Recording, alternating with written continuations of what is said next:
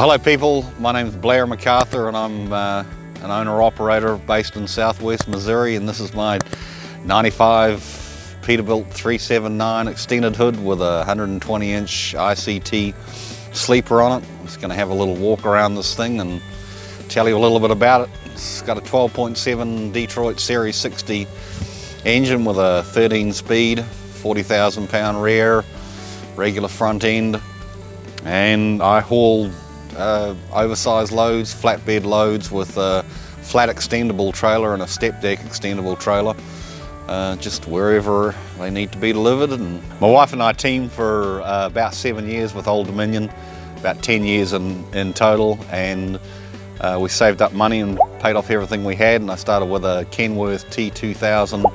There was an ex-CFI truck, just a dirty old fleet truck, and had that for about 3 years, and I found this truck down the road locally and liked the big bunk on the back, and so I bought this. I've had it for a couple of 3 years now.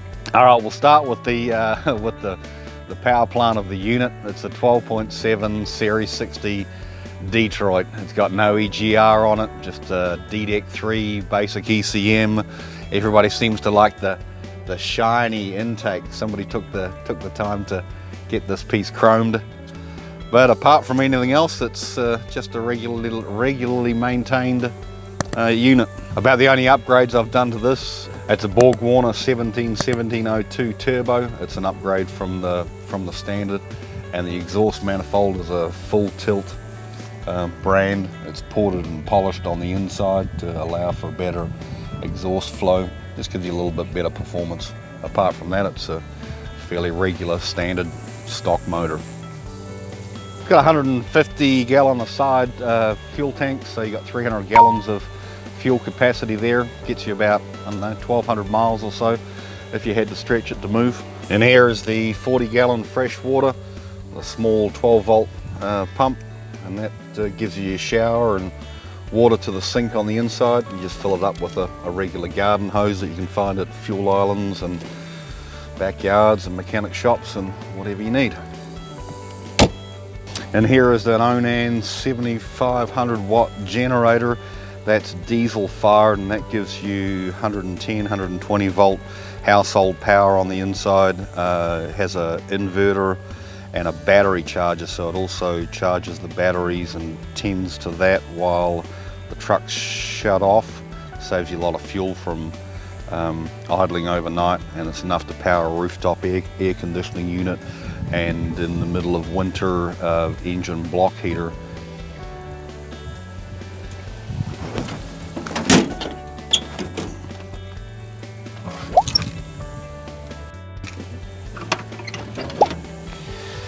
Boxes for storage on the side, one either side of there.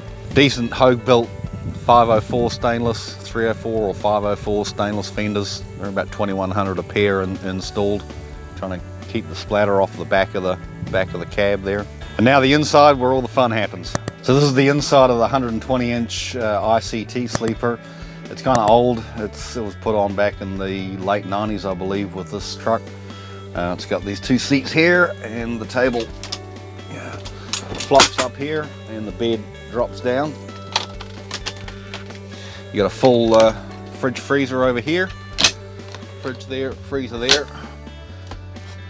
TV, I've got a wine guard unit on the top, so I've got dish TV. Storage over here for hanging clothes up.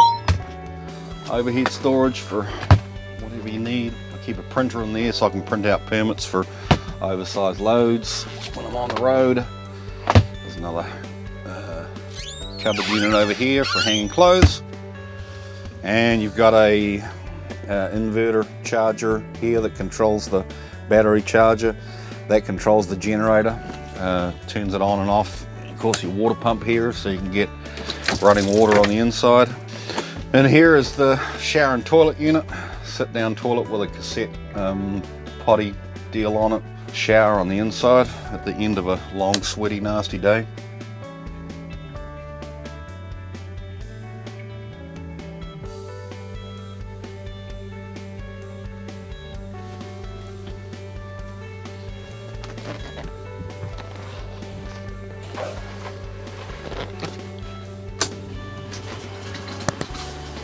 So it's kind of like a small studio apartment. There's not a heck of a lot of room in here, but it allows you to do your dishes and cook a meal with the microwave. Obviously that's powered by the generator there, and table so you can sit down and do your paperwork and sit and watch a little bit of TV until it's time to go to bed and start the day again. They're not a huge, it's only 120 inch, and if you think about it, the Kenworths have studio sleepers that are 80 something inches. It's just what they've done with the interior of these to better organize it so you can have a little bit more working space, and most importantly is put a shower and toilet in there, because as most truck drivers know, it's a pain in the rear end waiting in line for a shower at the end of the day, or needing to take a dump when you've had a bad burrito and the urge hits you at 3 o'clock in the morning and you just have to get on some porcelain. So it's rather handy. It takes a little bit longer to turn them around corners because it's got a 320 inch wheelbase, but honestly I don't mind turning the steering wheel a few more times versus the limitations or the lack of creature comforts that are in regular trucks that they have on the market today. So here's how you extend the flat extendable out, is once you've set the brakes, you take the red glad hand off and switch it to this pin here. Now when you push the trailer supply in, it'll supply air right to the back where there's 2 pins on brake chambers, and the brake chambers will make the pins contract in, and it allows the flatbed to expand out. After you've got it set at whatever distance you want, then you put the red gland hand back and the pins are locked back in. It's got several hold positions for different lengths of the trailer, and you operate it from there.